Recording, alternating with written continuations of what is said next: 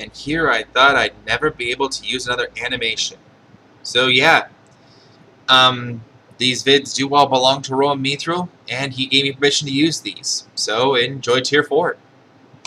Now, I couldn't find any sort of in-game intro for this next one, but number 70 is MKN003, Ballet, from Mega Man 4 for the Game Boy and Mega Man 10.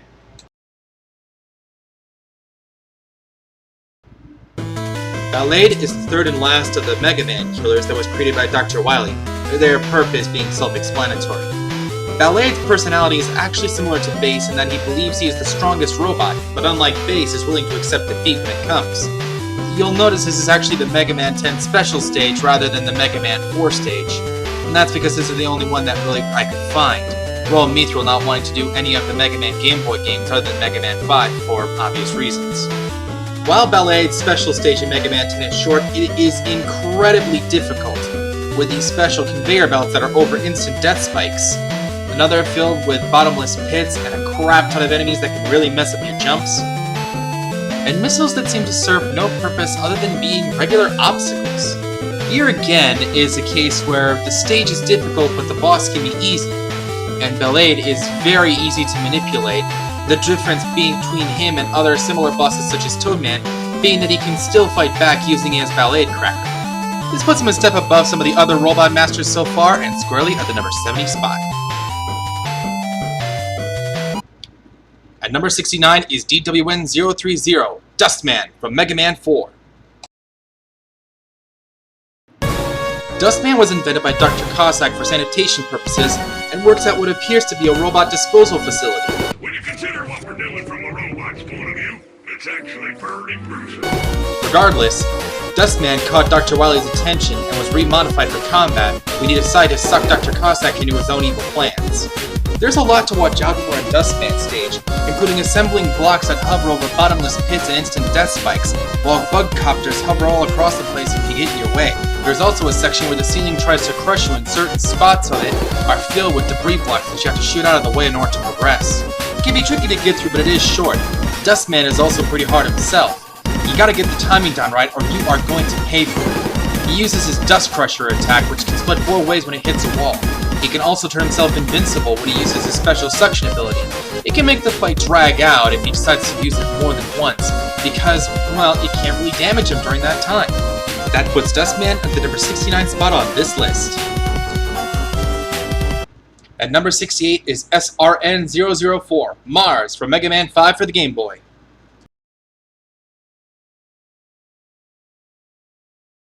One of the ancient star droids that was found by Dr. Wily and reprogrammed to work for him, Mars is a robot designed specifically for war, and it shows up in his stage, being filled with all kinds of weapons and such.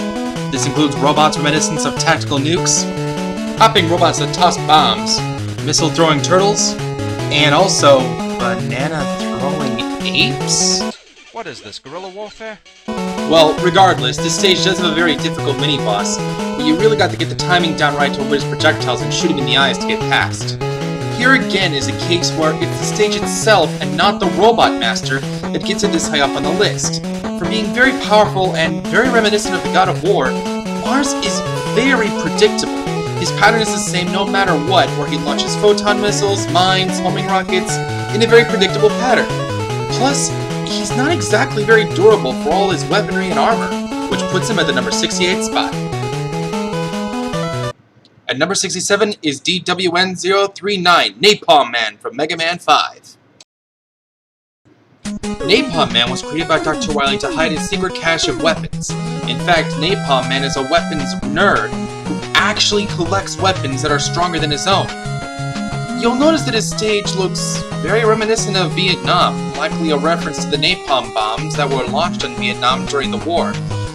There's even a rumor that Mega Man 5 was never released in Vietnam for this very reason. That aside, there are some very dangerous enemies in here, including these Mets and cannons, dangerous tiger robots, missiles that explode into shrapnel when you shoot them, and giant spike drills that can act as instant death spikes. Once again, Napalm Man is not as difficult as his stage. He's very durable and his napalm bomb can do significant damage, and if you keep close to him, that's the only attack he'll do, and it's very easy to dodge. That puts Napalm Man at the number 67 spot on this list. At number 66 is DWN-036, Gyro Man, also from Mega Man 5. Gyro Man is an invention of Dr. Wily's that resembles a helicopter. He had another flying idea in mind, but it didn't work and he switched to the helicopter design in order to cut costs. The stage starts off in an elevator.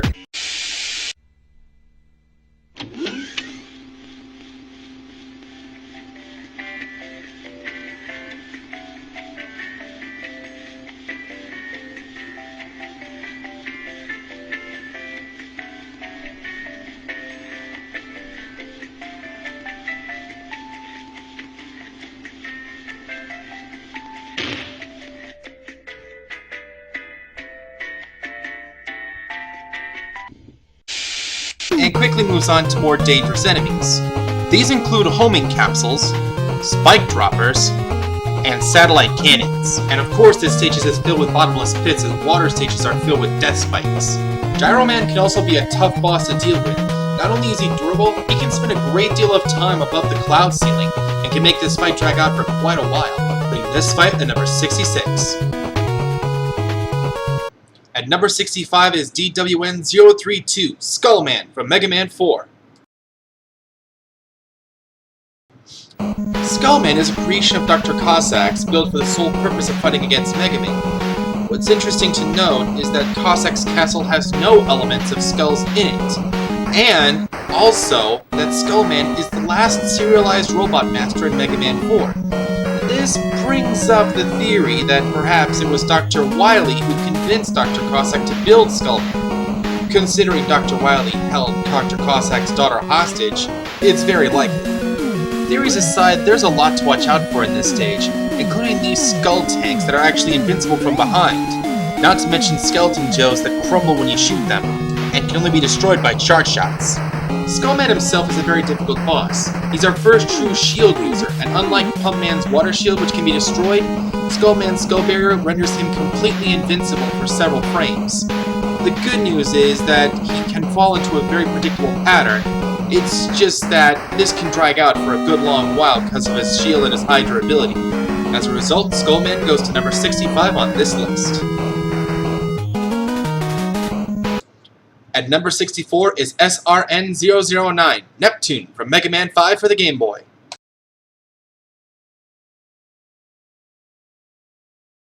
Neptune is an aquatic star droid that was found along with the other star droids by Dr. Wily and been programmed to take over the world, Neptune being sent down with Mercury, Mars, and Venus, after which he took over a giant submarine.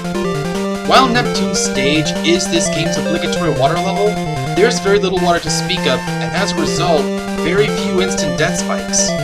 That's not to say this stage is without its water hazards, as shooting some of the pipes can create water currents that can wash you away. There's also a helicopter mini-boss, and the second one is particularly dangerous because you're fighting it at a lower altitude, which can make it into a very tedious and difficult fight with all its homing missiles.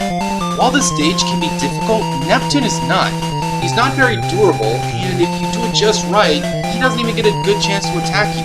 He'll hop across the screen and do one of two things depending on how close you are to him. If you're very close, he'll just fire off salt water normally, but if you're too far away, he'll spaz out and cause salt water to drop from the ceiling. It gives you more time to attack him, but it can be very tricky to dodge, putting this fight at number 64. In at number 63, we have DWN-009, Metal Man from Mega Man 2.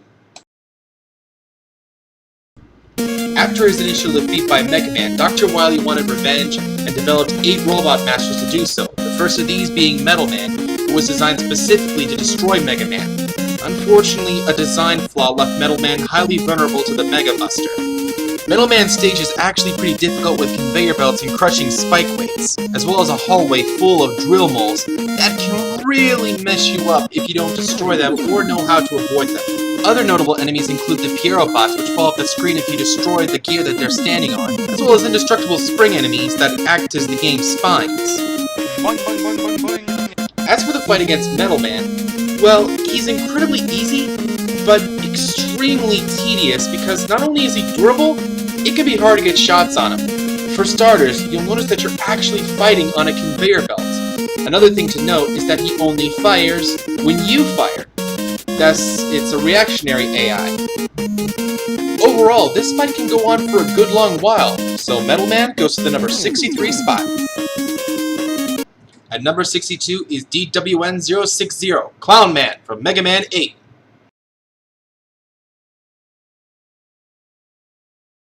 Clown Man started off as a robot who worked in an amusement park, but was later stolen by Dr. Wily and remodified for combat.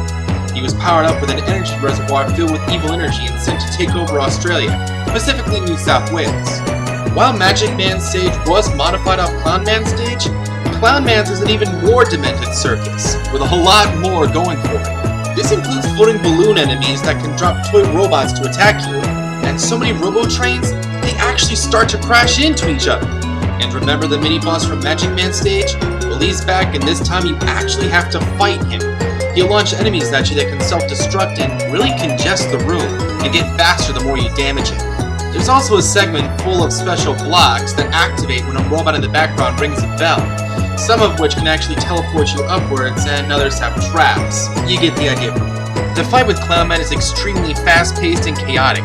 He'll launch Thunder Carnivals at you in his trademark Thunder Claw, as well as launching his arms into the ground to try and tickle you to death.